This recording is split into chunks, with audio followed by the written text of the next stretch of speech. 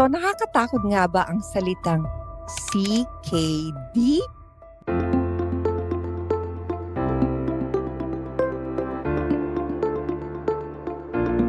Ngayon, pag-uusapan po natin ano ba talaga ang chronic kidney disease or yung tinatawag na CKD. At ngayong hapon, ako'y natutuwa at nandito na naman ang aking isang favorite guest, BFF, Dr. Clifton Pe, isang adult nephrologist. Hi Cliff! Hello po, magandang araw po sa inyong lahat. So ngayon, ang pag-uusapan natin, CKD. Kaya lang, bago tayo mag-deep in dun sa CKD, marami kasi nagsasabi na ang CKD daw ay delikado. Tama bang katakutan yung word na CKD? Okay. I-define muna natin kung ano yung CKD. C stands for chronic. Ibig sabihin, meron ng problema yung kidney ng medyo matagal na panahon. Usually, this is for more than 3 months.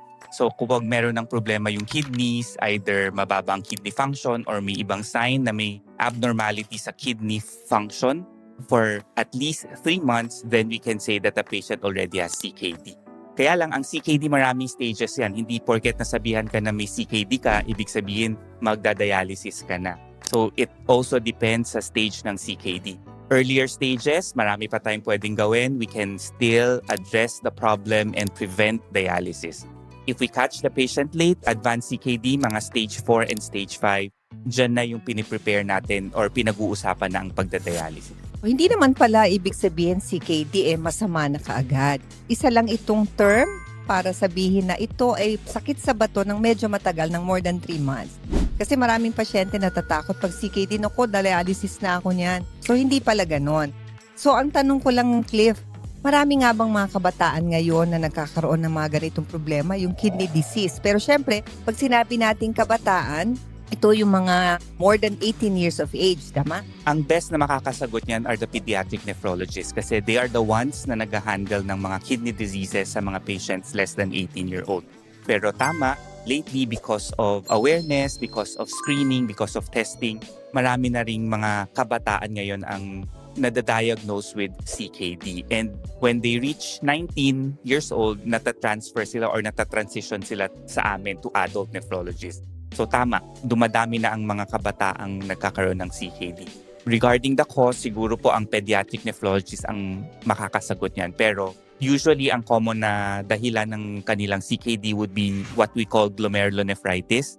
May nakuhang infection or ibang sakit yung bata that had complications sa kidneys kaya nasira ang kanilang kidneys. Or a more common sa mga bata, especially the young children, would be anatomic or structural abnormality. May mga problema sa daanan ng ihe na hindi na-address kaagad kaya nag-lead ito sa chronic kidney disease. So yung sinasabi mo, ito yung mga kabataan na less than 18. What about dun sa mga 20, 25? Naniniwala rin ako, Clifton, na I think kaya marami rin tayong napipick up na mga CKD patient is because mas nagiging aware na yung mga tao about CKD. So, ibig sabihin, creatinine lang ba ang itetest para malaman na may CKD ka? Okay, so isa sa pinaka-important na test would be getting the creatinine, serum creatinine or blood creatinine. Then, ginagamit natin yung level ng creatinine to compute for what we call the GFR or ine-estimate natin yung kidney function ng patient. Pero aside sa creatinine, important din makita natin kung merong protein or albumin ang ihi ng mga pasyente because minsan, normal ang creatinine, pero meron ng albumin or protein yung ihi nila. That also is a finding na meron na silang kidney problem. And gaya ng sinabi ko kanina, if this is present for at least 3 months, then that is already chronic kidney disease. So, yung mga sinasabing CKD, madalas walang symptoms di ba? Hindi katulad ng cardiovascular disease, may mga warning signs siya. Masakit ang ulo, sumakit dibdib, nahirapan huminga.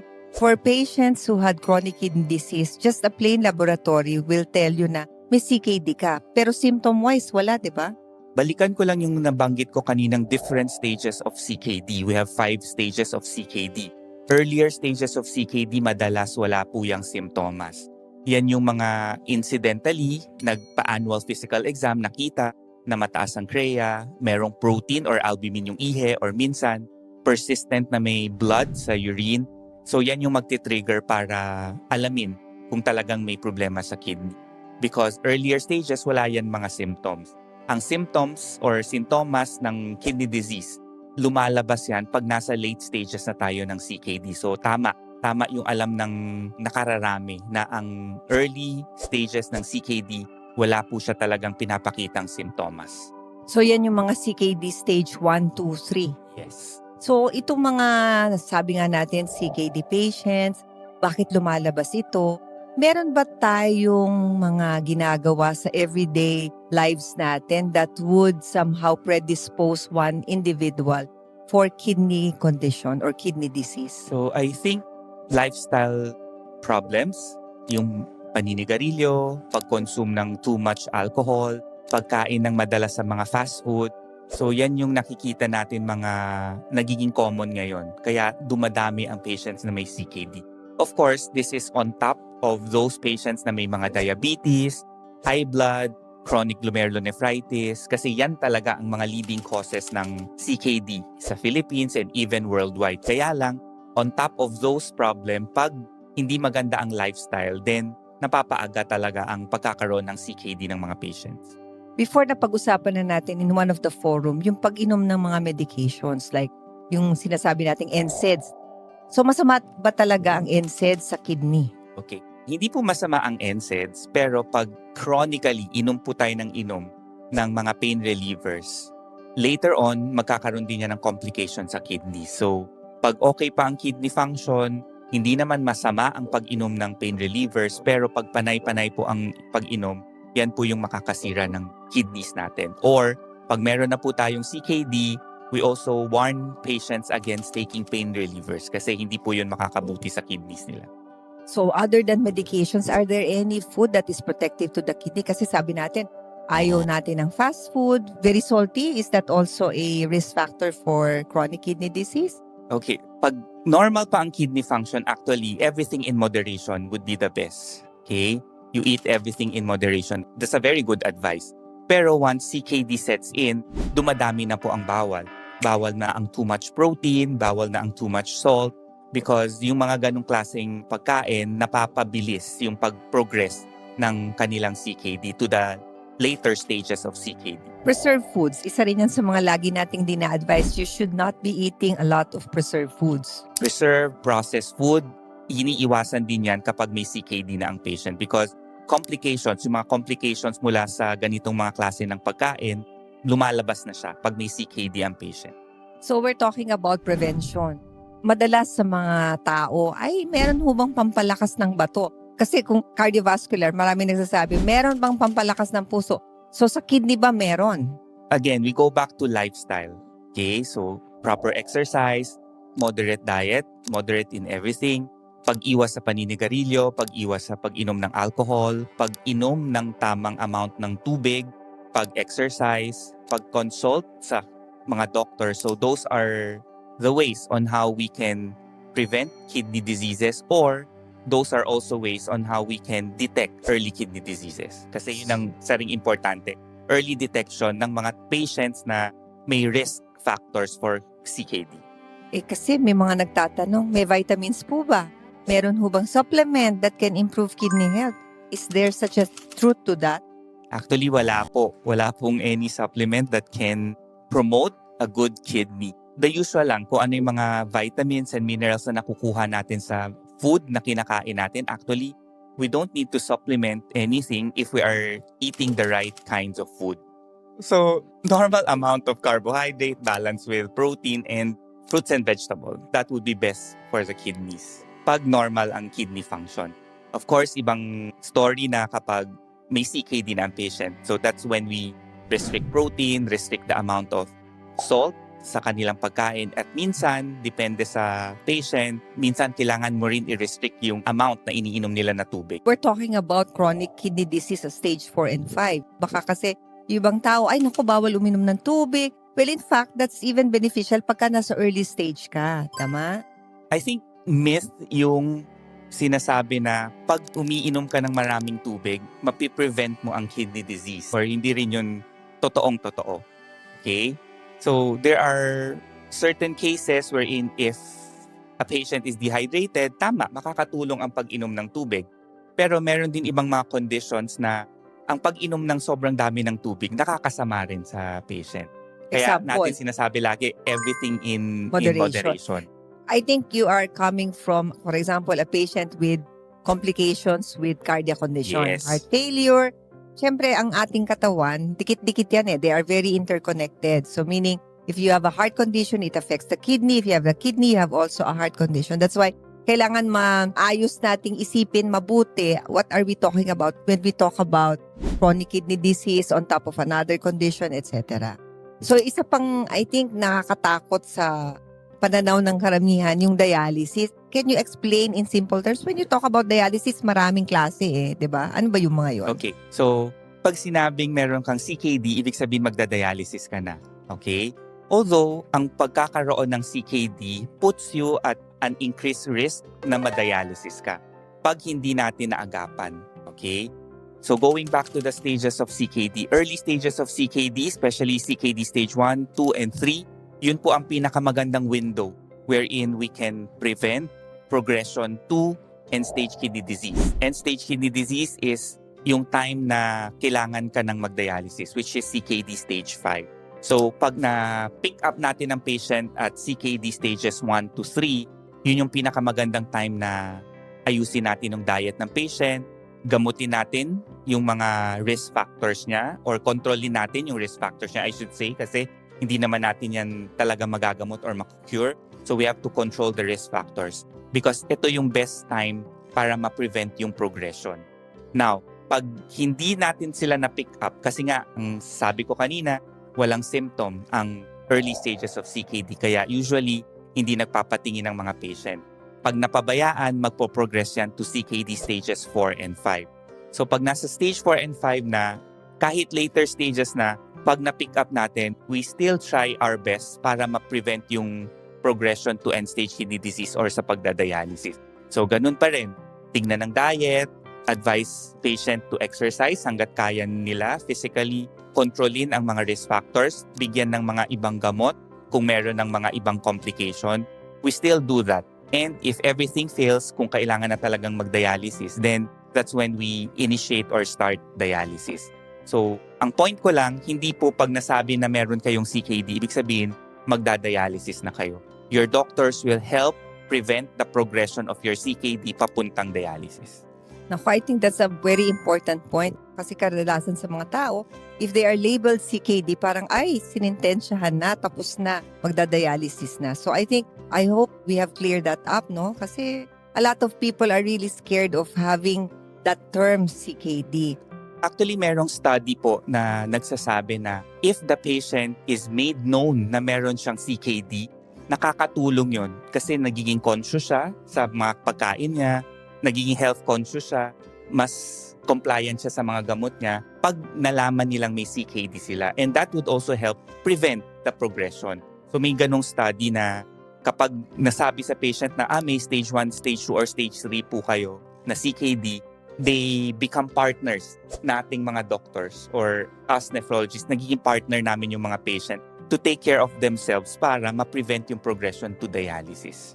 Kaya kailangan malaman nila kung meron silang CKD. Pero so depende rin yan how the doctor really talks to the patient. Kasi sometimes yung pagsabi mo ng news that you have CKD at hindi mo inexplain na mabuti sa pasyente what is CKD, then mas hindi yung ayaw nilang magiging very conscious sila sa health, kundi mas matatakot, Yes. di ba? So, dapat as doctors, we should explain very well what CKD is. That there are 5 stages of CKD. Nasaang stage na ba sila? Ano ang pwede natin gawin para ma-prevent ang dialysis? Kasi, totoo naman, ang mga tao, ang nasa isip nila, CKD equals dialysis. Which is not always the case. And yun yung gusto nating i-prevent. So, dapat ma-explain mabuti. So, that's why they become partners in taking care of the patient. Kasi initially, fear will always predominate, di ba, when you are diagnosed with CKD. But of course, with the help of physicians, especially nephrologists or those who are really knowledgeable with regards to the disease, mas nagiging kampante ang pasyente pag in-explain mo fully ano ba yung mga different stages and eventually treatment that can be done to prevent dialysis. Yes. When they are conscious, they visit you sa tamang time ng pag-follow up. Kasi alam nila that yung sakit nila ay hindi magagamot pero pwedeng maiwasan towards dialysis. Hindi po nare-reverse ang CKD. So once you are diagnosed with CKD, forever ka nang may CKD. Again, with the different stages, hindi po siya tumataas, bumababa, tumataas. Ang usual course ng CKD is magpo-progress talaga siya from 1 to stage 5. That's the usual course. So once you are diagnosed as stage 2 ka na talaga. So ang goal is not to bring you to stage 1 or not to bring your creatinine back to normal, but ang goal is to prevent your stage 2 from going to stage 3, stage 4, and stage 5. So hindi natin goal na i-reverse. There are times, syempre hindi natin masasabi 100% na hindi bumababa ang CREA. Minsan there are times na bumababa ang CREA, especially with the newer medications available for us now.